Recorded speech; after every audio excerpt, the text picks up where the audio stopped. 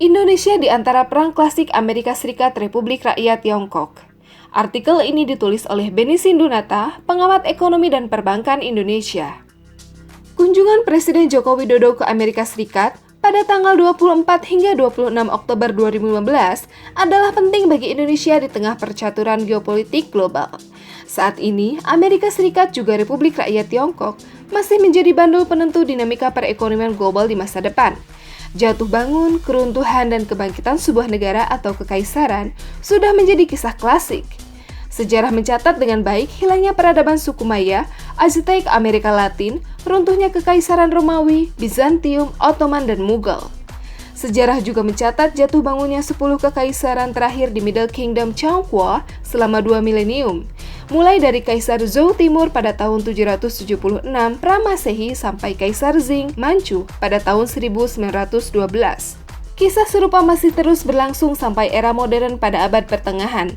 Sebut saja Kerajaan Spanyol. Setelah 5 abad menguasai koloninya di benua Amerika Latin, toh akhirnya bangkrut juga.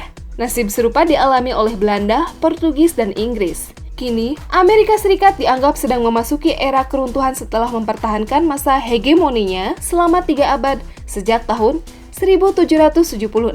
Sebaliknya, Republik Rakyat Tiongkok kini justru tengah menuju puncak dominasi dunia. Saat ini, perimbangan dua kekuatan ini sangat signifikan bagi masa depan Asia dan Indonesia. Kedepan, perdagangan dunia dan Asia Pasifik akan terbagi antara kemitraan Trans-Pasifik atau Trans-Pacific Partnership di bawah koordinasi Amerika Serikat yang mencakup 12 negara dan Republik Rakyat Tiongkok yang sedang membangun jalur sutra modern, Regional Comprehensive Economic Partnership didukung oleh ASEAN Infrastructure Investment Bank.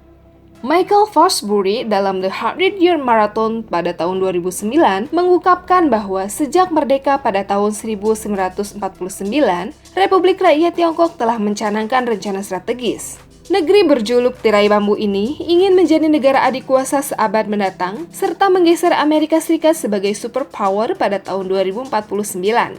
Saat ini, berbagai konflik dan sengketa antara kedua negara sudah mulai terjadi. Devaluasi yuan perang dagang antara kedua negara hanyalah bagian dari perang klasik yang mendominasi peta global kelak.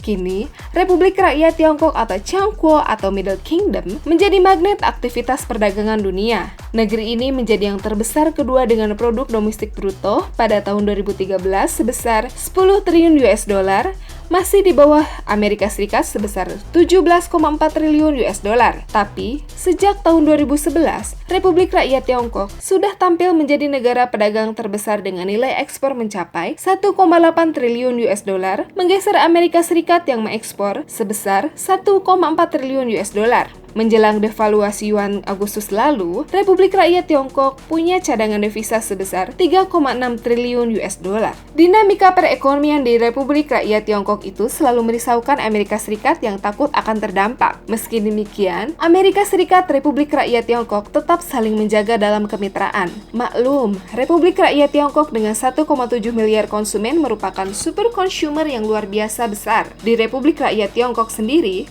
potensi pasar ini dimanfaatkan oleh perusahaan domestik untuk menjadi mesin ekonomi. Karena itu, sejak 2 tahun terakhir, Republik Rakyat Tiongkok mulai memperhatikan menjaga daya beli serta pola hidup dan berbelanja warganya sendiri. Pergeseran dengan fokus dan berorientasi lokal tentu akan menguntungkan negara pandai ini. Tapi ini berdampak buruk bagi perdagangan internasional, karena impor Republik Rakyat Tiongkok berkurang dan akan menekan pertumbuhan negara lain. Soal bangkit dan dominasi Republik Rakyat Tiongkok sebagai negara besar, banyak ahli yang sudah membahasnya. Salah satu di antaranya Martin Jacques dalam buku When China Ruled the World pada tahun 2009. Martin menyebutkan, abad Eropa atau dunia barat akan berakhir dan segera bangkit Middle Kingdom sebagai tatanan dunia global yang baru.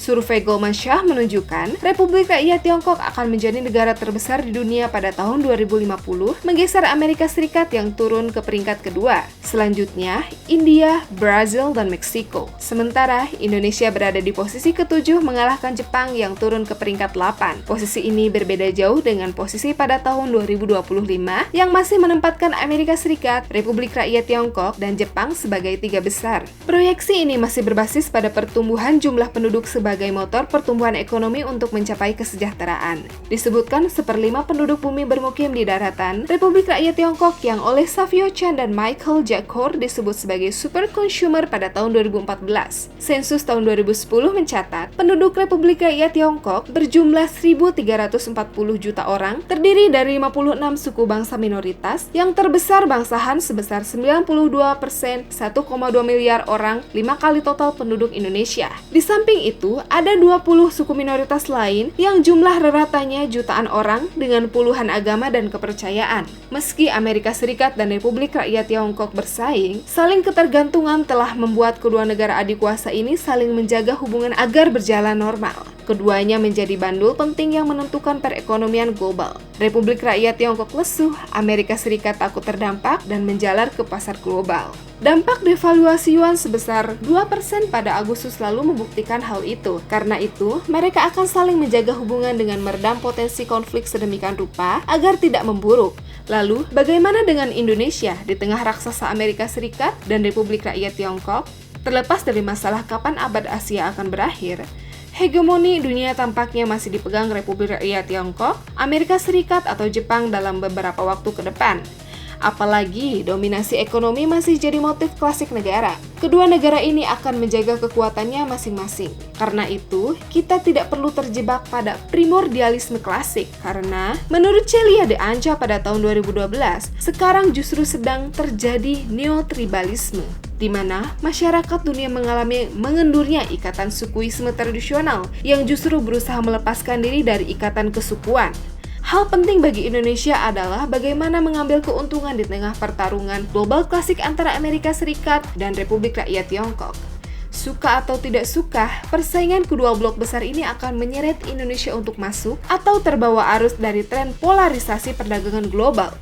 Dengan demikian, bukanlah hal yang mustahil jika kawasan Asia Pasifik jadi awal pecahnya Perang Dunia III, seakan mengulangi tragedi awal Perang Dunia I pada tahun 1918 di Eropa yang ketika itu di puncak keemasan. Semua pada akhirnya tergantung pada kita sendiri, bagaimana produktivitas dan daya saing negara, daya saing korporasi, dan kesiapan sumber daya manusia dijadikan sebagai senjata pamungkas. Ini menjadi kunci untuk merealisasikan mimpi Indonesia menjadi pemain utama di belahan selatan Khatulistiwa.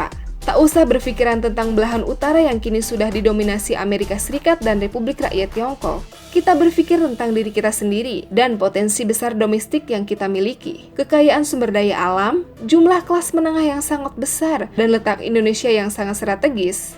Kalau Indonesia tetap tidak siap, Natuna bisa menjadi Spratly baru di Asia dan berpotensi menjadi rebutan sebagai pangkalan logistik atau pangkalan militer.